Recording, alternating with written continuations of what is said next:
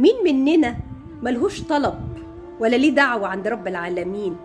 مين مننا نفسه انه يحقق له طلبه ويحقق له الدعوة اللي هو عايزها؟ نستغل الفرصة النهاردة ليلة النص من شعبان. الليلة دي ليلة غالية قوي عند رب العالمين. الليلة دي ليلة فيها كلها مغفرة.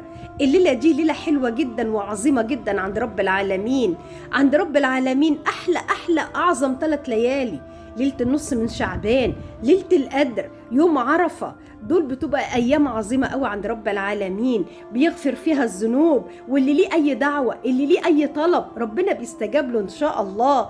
النهاردة نستغل الفرصة يا جماعة، ما نفوتش النهاردة. عندك الوقت من ساعة المغرب لحد أذان الفجر.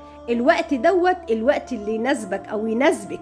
اقعدي صلي ركعتين لله سبحانه وتعالى من غير الفريضة، وبعد ما تصلي الركعتين ما تقوميش من على المصلية، خلوكوا على المصلية واقعدوا ادعوا رب العالمين باللي انتوا عايزينه. وكمان سبحوا. التسبيح زي الدعاء بالظبط. سبحوا كتير وادعوا كتير، ان شاء الله ربنا هيستجاب للدعاء. ده ليلة حلوة قوي. قال الامام الشافعي ليلة النصف من شعبان دي ليلة فيها رب العالمين بيغفر الذنوب، فاكسروا فيها للدعاء، اكسروا فيها بالتسبيح. سبحوا بأي تسبيح انتوا عارفينه، بسيد الاستغفار: اللهم أنت ربي لا إله إلا أنت، خلقتني وأنا أمتك وأنا على عهدك ووعدك ما استطعت، أعوذ بك من شر ما صنعت، أبوء لك بنعمتك علي وأبوء بذنبي فاغفر لي فإنه لا يغفر الذنوب إلا أنت، سبحان الله والحمد لله ولا إله إلا الله والله أكبر ولا حول ولا قوة إلا بالله العلي العظيم.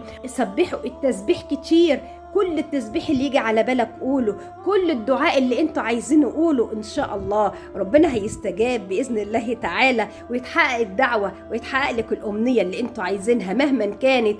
اصحوا النهاردة، اوعوا تناموا، اوعوا تفوتوا الليلة، اقعدوا ادعوا عشان يستجيب لكم بإذن الله. وما ننساش نصلي على نبي الله في الكومنت.